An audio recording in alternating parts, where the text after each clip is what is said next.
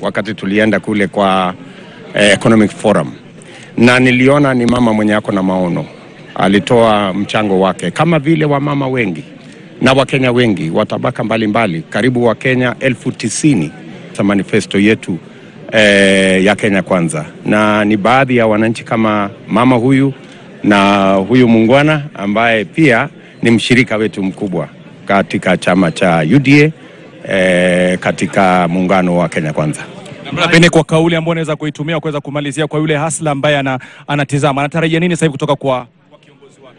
Anatarajia kujua ni vipi yeye ataweza kuweka chakula katika meza, ni vipi mtoto wake anaweza kupata ajira, ni vipi masomo yake ya watoto wake itashughulikiwa, ni vipi kilimo kitashughulikiwa na serikali inayokuja, na ni vipi anaweza kuhakikisha kwamba ako na matibabu, na ni mpango gani tulio nayo kumshughulikia ili aweze kupata matibabu bila matatizo.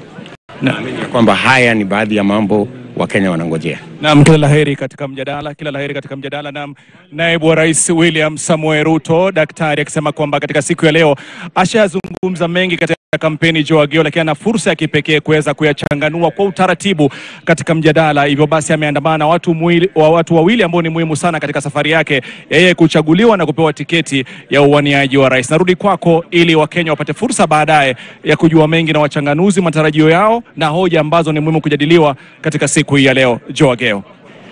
Shukran. Rashid Abdallah there, speaking to the Deputy President who is a UDA presidential candidate in the Kenya Kwanza coalition in this election that is now just 13 days away.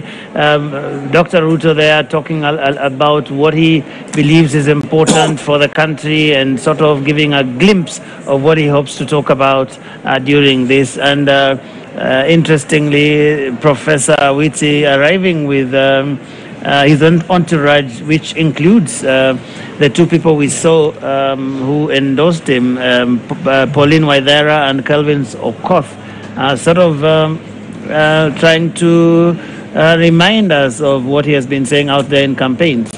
Well, the DP is a master of optics, and I think this is just basically one of those instances where he uses to full effect essential imagery just to construct a narrative that endears him more to the ordinary Kenyans, because those two people are very unlikely participants at this level in this country. We don't see ordinary Kenyans flank presidential candidates. But I was just about to say one thing. The reason why ethics, integrity, and values are subordinate in our political discourse and in political organizing is because the basis for political mobilization is still ethnic.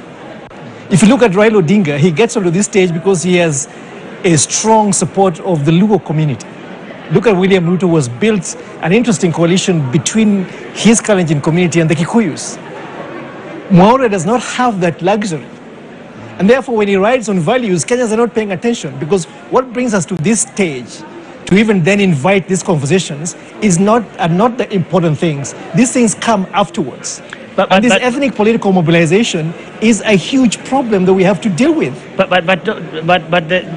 Ruto has been saying this many times that this election is about the economy and all of these things.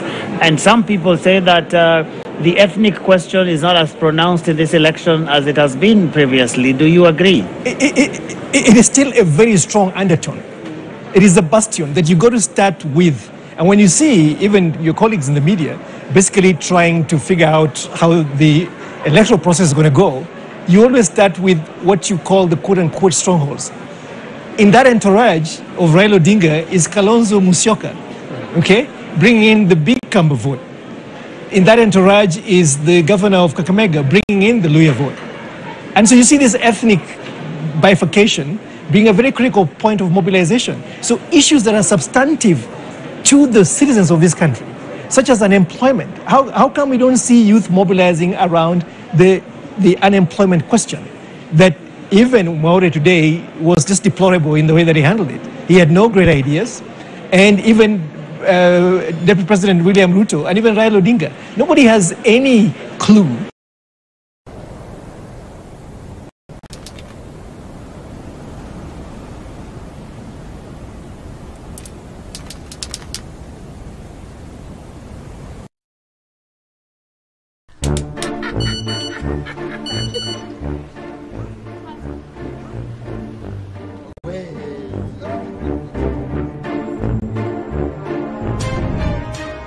Nishai. Na mwandishi umekuja wakati mwafaka. Kwa nini unasema hivi bwana Nishai? Sasa na Airtel hawana kazi mbovu. Wanakuambia sasa hivi unatuma unatoa kibunda bila tozo. We, anayetuma na anayetoa. Nakwambiaje? Airtel anakuambia hivi, yale makato yale yote Airtel wanakulipia wewe. Unalipiwa wewe bila tozo. Hata Nishai. Hii ni ofa maalum kutoka Airtel. Okoa pesa sawa na tozo kwa kiasi mpaka shilingi 29,999. Hamia Airtel Money na uokoe pesa kwenye tozo. Vigezo na masharti kuzingatiwa. About how to mobilize the economic resources of this country to then create the traction that leads to jobs. We still imagine that if you're going to give us handouts in terms of grants and loans, that every young people can start a business. They don't want a business. They want jobs like you and I. They want jobs like the one that Ruto is seeking, not the jobs like their MPs. This economy of bringing your own job is not working. It never builds economies. And that's a good place, Wanjiru, to kind of segue into this next debate that we are going to have in about 20 minutes' time, where we actually have two campaigns, markedly different in the platforms on which they are running. Both of them saying that it is the economy is stupid, as one American president said, but approaching this economy from very different directions. I wonder what you have heard and what contrasts or similarities you see in the overall platforms of the two main